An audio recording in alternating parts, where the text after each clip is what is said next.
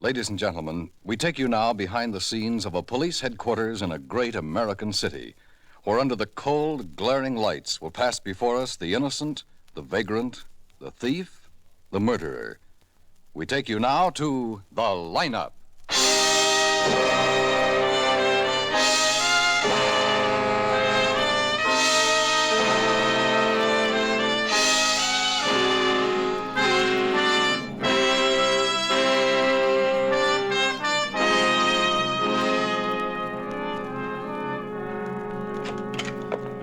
You found him, Lieutenant Guthrie, so soon? Yeah, we think so. And we'll be sure when you identify him. Sit here, Mr. Weber. Thank you. I've never been at anything like this. Never. What will I have to do? What am I supposed to... will I have to face him? It'll all be explained to you in just a moment, Mr. Weber. The lineup's a new experience for most people, and It certainly is for me. I'm assaulted and robbed and threatened with murder, and May I have your the very attention, next please? morning you found it. You people out there on the other side of the wire in the audience room, may I have your attention? That's Sergeant Greb. He's in charge of the lineup. Thank you. My name is Greb, Sergeant Matt Greb. I'll explain the lineup to you. Each of the suspects you will see will be numbered. I will call off a number, their name and charge. If you have any questions or identifications, please remember the number assigned to the prisoner as I call his name. At the end of each line, when I ask for questions or identifications, call out the number. If you are sure or not too sure of the suspect, have him held. The officers who took your name will assist you. They're seated among you. Please be prompt with your questions or identifications. He makes me nervous, Lieutenant. I may not When the be prisoners leave Don't here, worry they are about sent it, to the Mr. bathroom Weber. and dressed You'll do back all right. into their jail clothes. It makes it quite difficult to bring them back after they leave here. The questions I ask these suspects are merely to get a natural tone of voice, so do not pay too much attention to their answers, as they often lie. Bring on the line. All right, boys, all right, this way. You, the first boy. Huh? Yes, you. Don't stop. Keep moving. Walk to the end of the stage and take your place. The rest follow. Now turn and face front. Hands to your sides. Look straight ahead. You, the boy on the end, no whispering. Keep your faces front. The people out there are here to look at you. Number 1, Ralph May, assault. Where do you live, Ralph? With him, the guy down the line there, Milburn. Where do you live, Ralph? The flop house on Main. Milburn and me, we got beds there. When'd you come to town, Ralph? 2 weeks ago, 3, I don't remember. Milburn will, though. Why did you come here? We was looking for work. What kind of work? Picking fruit, mending fences, something to keep us outside. The arresting officer found a weapon on you, Ralph. What was it? That's no weapon. That's just a bailing hook from my last job. Number 2, Stan Fremont, robbery. Where are you from, Stan? From here. Where do you live? In a house with my wife with a kid. You been arrested before? No. Where'd you get the gun the officer found on you? I borrowed it from a friend. Number 3, Jeff Carper, grand theft. Where did the arresting officer pick you up, Jeff? I don't know. You don't know because you're a stranger here? I'm no stranger. And we've been meeting here regular for the past 6 years, Sergeant. I don't know because I was drunk. He found a gun on you, a police .45. Did he? Just a minute. Where'd you get the gun, Jeff? Who knows? I was drunk. Maybe it was a gift from Admira. The car you stole, where'd you dump it? I stole a car? Number 4, Milburn Scott, assault. Where are you from, Milburn? Lots of places. I mean originally, where are you from? Kansas, Topeka, Kansas. Been arrested before, Milburn? Yes, sir. Where? Lots of places. Who was arrested with you last night? The guy down the line there, Ralph. Are there any questions or identifications from the audience? Number 3, that's the one. You sure, Mr. Weber? Yes, I'm sure. I'm real sure. Any questions or happens now? identifications from you people out there? Sergeant Graham. Yes, Lieutenant. Number 3, hold for interrogation.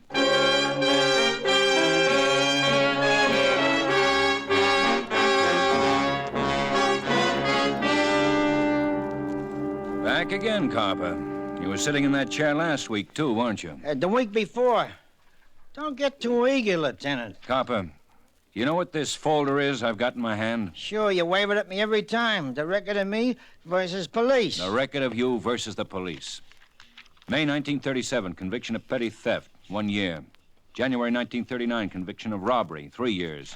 August 1943, suspicion of assault. No conviction, Lieutenant. September 1943, suspicion Oh, of... now, Lieutenant, that's one I don't like to hear about. Embarrassing. A man your age it ought to be. What was I yanked out of the lineup for this time? Grand theft, intent to do great bodily harm. Mr. Weber said murder. Now, wait a minute. Maybe we can throw in a kidnapping charge, too. Wait a minute. Oh, you're kidding, Lieutenant. Between 10 and 12 last night, it's charged you did all that. How much does those charges add up to? I mean, the total. With your record, you could get 20 years easy. 20 years, huh? Hey, what about slugging a guy and taking $4 from his wallet? What are you talking about? Jackrolling, roughing up and stealing. Between 10 and 12 last night, that's what I was doing. Only one customer, only made $4. You said in the lineup you were drunk last night. That was to protect myself. You're trying to tell me you committed a robbery last night between 10 and 12? Is that it? Yeah. I remember the time was 10:45 because I confessed I heist the guy's watch, too. $1 watch, I give it back. What guy? Put down on the record I'm cooperating this time. When I emptied the Fink's wallet, I saw the name Lionel Austin. Lives someplace in Clover Avenue. You check, huh? Yeah, we will.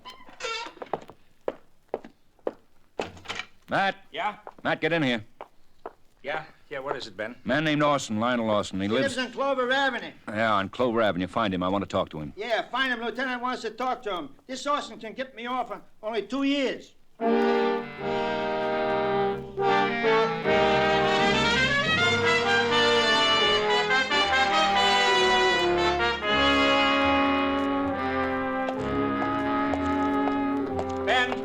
Oh, Ben. Hi, Matt. We got Austin? Well, almost. Yeah, that's novel. How almost? He'll be home at 4 o'clock. We can talk to him then. All right. Oh, wait a minute, Ben, wait a minute. Huh? A 201 just came in, homicide. Where? Paradise Motel. You know, the one on top of Lookout Point. You gonna take it? Uh-huh. We'll both take it.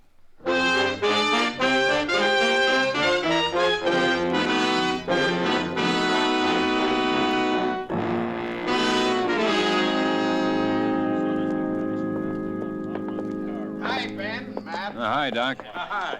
Well, you got here fast, Dr. Lynn. Why shouldn't I? I win my cigars that way. From you, from... I even beat the camera boys this time. That makes several cigars. You've examined the body?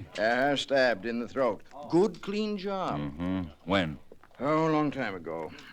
Long time. How long ago, Doc? 14, 16 hours ago. Maybe between 10, 12 last night. That'd place it between 10 and 12 last night. Who was he? I don't know. But that's his wife standing over there looking out the window with her back to us. I asked her. She told me she was his wife. Kind of pretty, isn't she? Pretty. Mrs. Please, we want... We're detectives. This is Sergeant Matt Grebb. I'm Ben Guthrie. Try not to be frightened now. I'm not frightened. I was just looking at the lake, the view, and he touched my shoulder so easy like it startled me. The man lying on the bed. He was... My husband, Charles Jordan. I'm Lety Jordan. I met Charles when he was driving through my hometown. That was 8 years ago. I was Letty Arnold then. I worked in a drive-in. Mrs. Jordan, tell us how this happened. I don't know. You weren't here? No, I've been away. I went home for a couple of days to Sedalia to see my sister, my old girlfriend. When did you get back here, Mrs. Jordan? This morning? Last night? It was only just a little while ago. I'm the one who found him like that. I'm the one who called you policeman. Well, tell us how you found him, Mrs. Jordan. Well, I got off the bus from Sedalia this morning and walked up the road to this cabin. There was a please do not disturb sign on the door. I thought Charles was asleep. He liked to sleep late. So I just tiptoed in. In a little while, I knew he wasn't asleep. I was looking out the window like this. Oh. What is it, Mrs. Jordan? Oh, nothing. I just recognized my friend in that car. My friend, Mr. Weber. Weber? Oh, that's Robert Weber. Oh, you know Mr. Weber? Yeah. Yeah, I do. Matt, will you talk to Mrs. Jordan? I just remembered something. Yeah, sure, Ben, sure. Go ahead.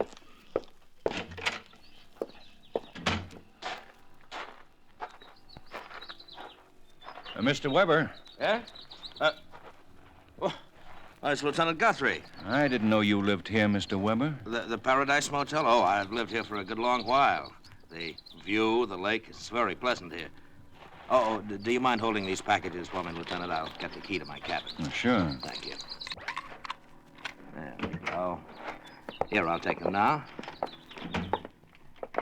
It's a typical bachelor's place, Lieutenant. I'm afraid I haven't got much to offer you, but there ought to be a jigger of bourbon. Thanks, Mr. Weber. Not now.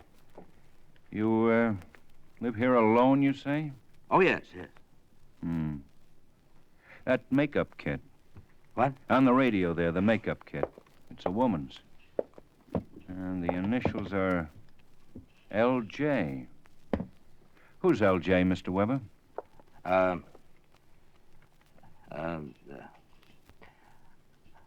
I won't lie. If it's important for you to know, you'd find out anyway. Look how fast you found it. LJ stands for Lety Jordan. How long have you known Mrs. Jordan? Letty? Oh, about 6 months, ever since she came here to Paradise Motel. You made friends with her and her husband? Well, with Letty, I hardly noticed the husband. You know how it is. Living in Paradise alone, you notice a girl like Letty. You try to make friends right off. What time were you held up last night, Mr. Weber? What? Oh, I told you, sometime between 10 and 12. Why? Why do you say between 10 and 12? Couldn't you be more specific? No, I couldn't. I left here around 10. The radio said it was 10. I went for a drive. And then that man I identified waved a gun at me, stole my things, my watch and everything, my car. I had to walk back, and it was 1 in the morning then, so it had to be between 10 and 12 sometime. Between 10 and 12. Eh, Mr. Weber? Yes, that's what I said, between 10... Why do you keep asking me that? Who's the criminal? I'm the one... A man who was murdered last night, Mr. Weber. Mrs. Jordan's husband, Charles, last night. Between 10 and 12, the coroner says.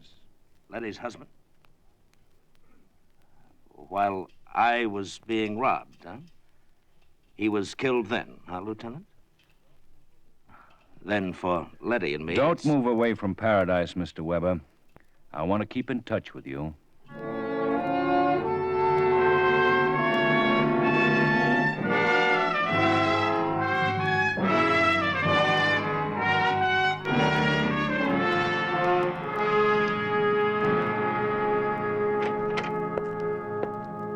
Oh, Ben. Come in, Matt, come in. Sit down. You know what I think? I know. What I've been thinking, too. Only let's not jump at things, Matt. You figure Robert Weber's the murderer, don't you? Uh-huh, sure. Maybe. Look, Ben. Robert Weber drives his car out of town, abandons it. Reports to the police that between 10 and 12 last night, he was forced to drive his car out of town at the point of a gun. Had to hitchhike back. Go on. Then he comes to the lineup. Waits until a suspect with a known criminal record is questioned. Picks Carper, a suspect who can't account for his movements last night. So Mr. Weber points a finger at Carper and says him. That's the man. Tricky. Yeah, tricky. Also the way it happened. I told you, let's not jump at it. Okay. No jumping. But admit it, Ben. It makes sense. Mr. Weber. Especially Mr. Weber. The way he made certain time was established. How many times did he mention the hours between 10 and 12? Oh, lots of times. And his motive. The old line. The classic. He's in love with another man's wife. Well, motive's there, all right. Well, start from there, Ben, with the motive. Man wants other man's wife. Kills man. Now, get an alibi. Weber does. Says he's being kidnapped, robbed, threatened at the time of the murder. Even tells us who does it. Jack Carper. Oh, brother. Well, let's not worry about it, Matt. We can prove it. Let's do it, huh? Well, we've got to wait an hour for Mr. Lionel Austin to get home. Yeah, if Austin confirms he was rolled by Carper at 10:30 last night, we've got a murderer. Name Robert Weber. Imagine the guy. Picking out a man in the lineup for an alibi. Saying he was being worked over by Carper at the time of the murder. Weber's a killer. A clever killer. Now, take it easy, Matt. We'll find out in an hour.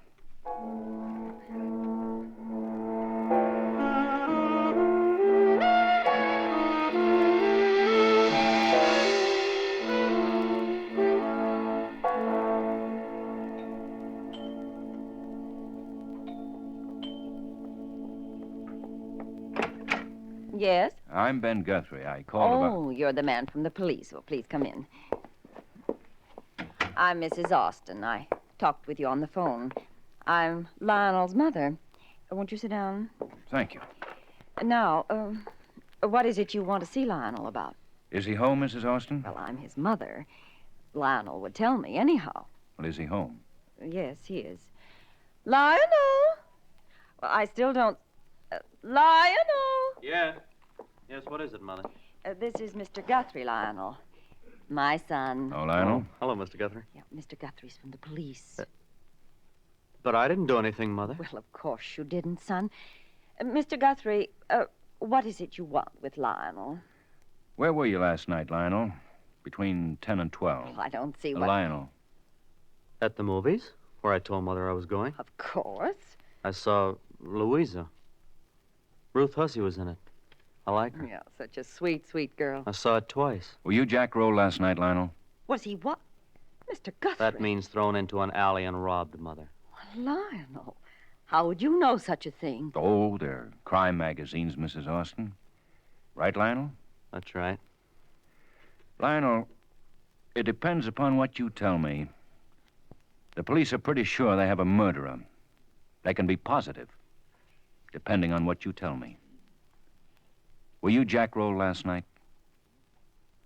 Were you? Me? Of course not. Of course I wasn't. Well, of course he wasn't, Mr. Guthrie.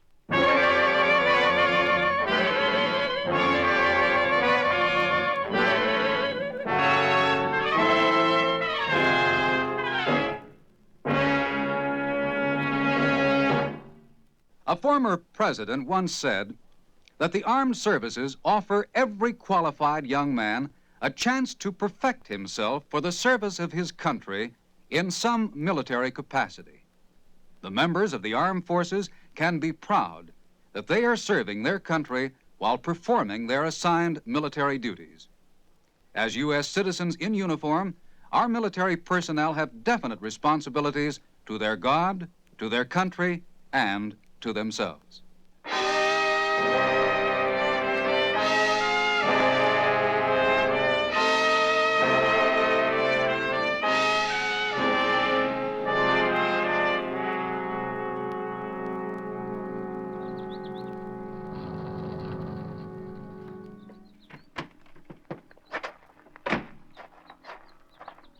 Lieutenant? Huh? Lieutenant Guthrie. Where are you? Up here, Lieutenant. The dirt road to the left of the motel. That is, if you're looking for me. I am, Weber. I am.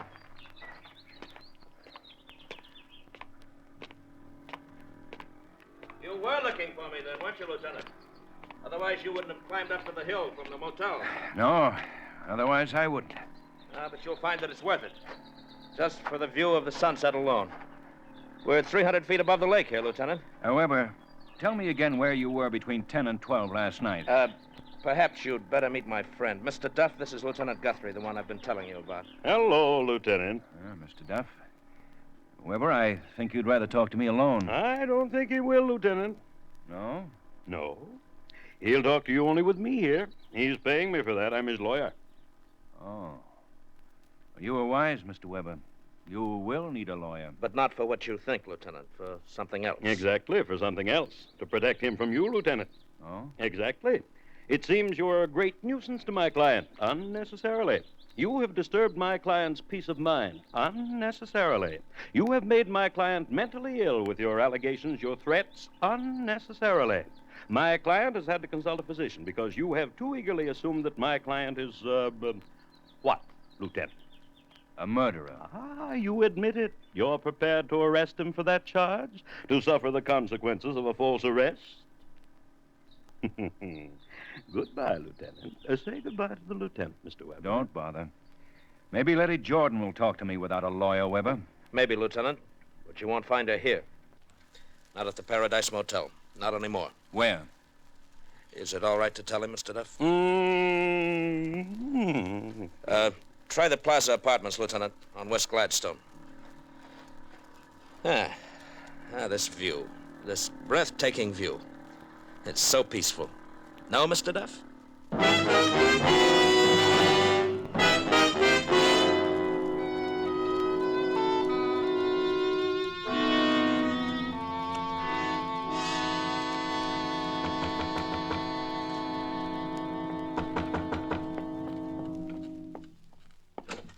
Yes? Oh, please come in, Mr. Guthrie. Thank you.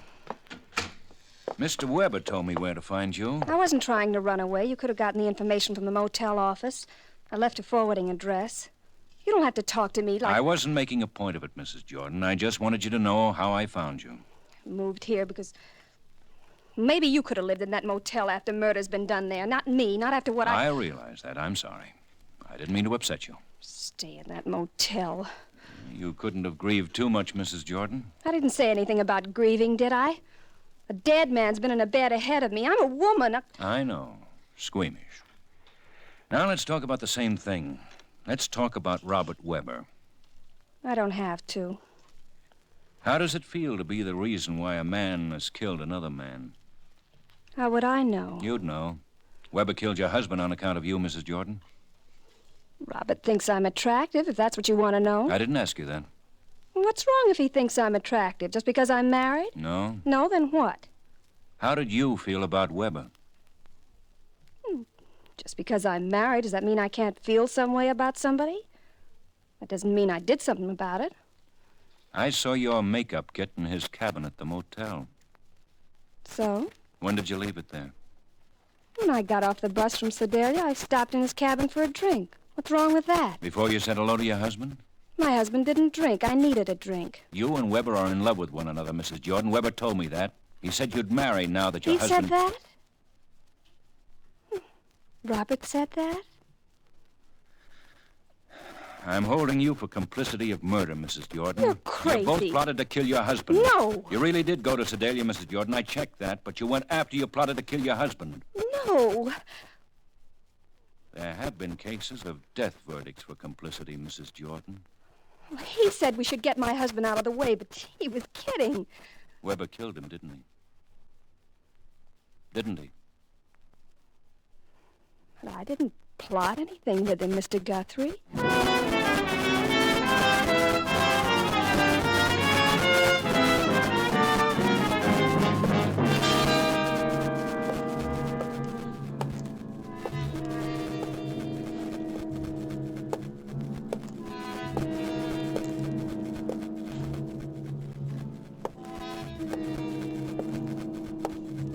Ben, sit down. Ben, please, you've been walking up and down and round like an animal for a half an hour now. You don't say a word. It makes me nervous. I'm your friend, Ben. It makes me nervous the way you do that. I'm your friend, Ben, please. Weber killed Charles Jordan, didn't he, Matt? Uh-huh. You know he killed him. Well, don't tear my head off. I said uh-huh. Weber's girl, Lety, confessed he planned to kill her husband. Uh-huh. So he murdered her husband so he could have Lety to himself. Uh-huh. We could pick him up, charge him, try him, execute him because he's a murderer. We could do that, but we can't. He's got an airtight alibi. Because he wasn't at the scene of the crime. He was being held up at the edge of the town. How do you kill a man when you're not there to kill him? How do you get... You know, if I were you, Ben, I'd bring that Carper in here again. Talk to him. Make him... Lieutenant Guthrie, an officer's here with Carper as you requested. Huh? Tell him to send Carper in, alone. Now, look, fellas, I confess that I cooperated. I like you guys very much. You've become very dear to me. But why do you break up my canaster? I already won 12 addresses from my cell intimates. Carper, that man you said you held up. I know. He said I got more often than $4. Why do chickens always say they got more feathers than they got? He said more than that. He said you didn't jackroll him. Nothing happened to him but a movie. Why, the dirty, low-down, conniving crook? What does he mean I didn't rob him? Let him face me face to face, and I'll make him confess to it that he... Oh, how evil can they get? Where was it you jackrolled him, Carper? Where? Where else for a chicken like that? Baker Street, where the lights are few and dim and like wet lipstick. Yeah. That's what I figured. Let's call on a boy and his mother, Matt.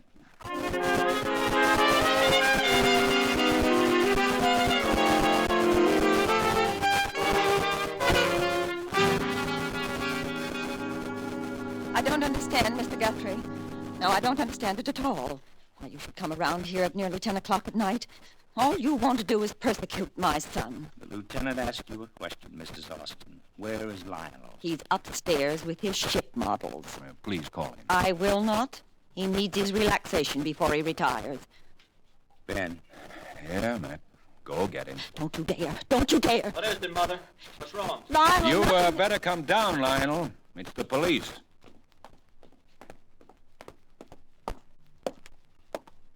You don't have to talk to him, Lionel. Mother, don't get upset. I'll talk to these men. Why didn't you report to the police that you were robbed last night? I wasn't robbed. I told you that earlier in the day. I know you did, Lionel. But we think you're lying. My son never told a lie in his life. Not in front of me, anyway. Lionel, the man who robbed you, he was heavy set, wasn't he? Rough features, poorly dressed. I don't know what you men are trying to do. Mother, Are you afraid to tell the truth in front of your mother? If he was robbed, why shouldn't he have told the truth? He certainly would have told me about it. Wouldn't you, son? Of course. Lionel, why don't we go someplace? You, Sergeant Greb, and myself, and we can talk this thing out. Well, my son has no secrets from me. All right. Tell us what your son was doing down on Baker Street last night. Well, he went to the movies. The theater's not on Baker Street. He went to the movies, all right. He said he saw the picture twice.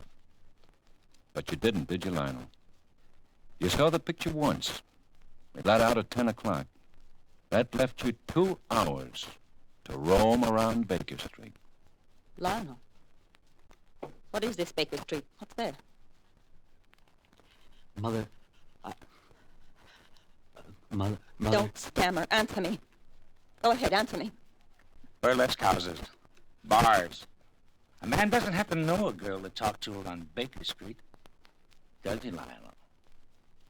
Were you there, Lionel? On this Baker Street? Were you there? Answer me. Answer me. Lionel, answer me. Answer me. Answer me. This is Austin. All right, I'll answer her. Mother, listen to me. What the man is saying is true. I was on Baker Street last night. I did meet a girl, and we had some drinks, and after that I was robbed. And I'll tell you something else, Mother. Last week I was there, too. I met another girl there. Let's go, man. That'll make you suffer, won't it, Mother? Now you've really got something to suffer about, haven't you, Mother?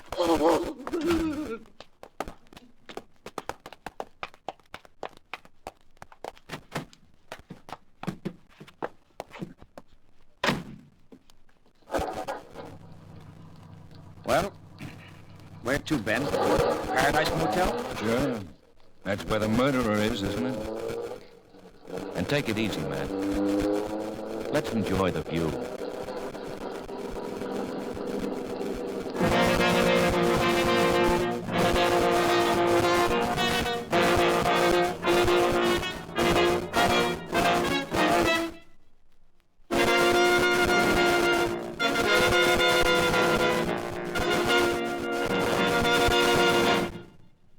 The Lineup was produced and directed by Elliott Lewis, written by Morton Fine and David Friedkin, and stars William Johnstone as Lieutenant Ben Guthrie and Wally Mayer as Sergeant Matt Greb. Music was composed and conducted by Eddie Dunstetter. Featured in tonight's cast were Irene Ted, Alvina Temple, William Conrad, Leo Cleary, Jack Edwards, Lou Merrill, and Stanley Farrar.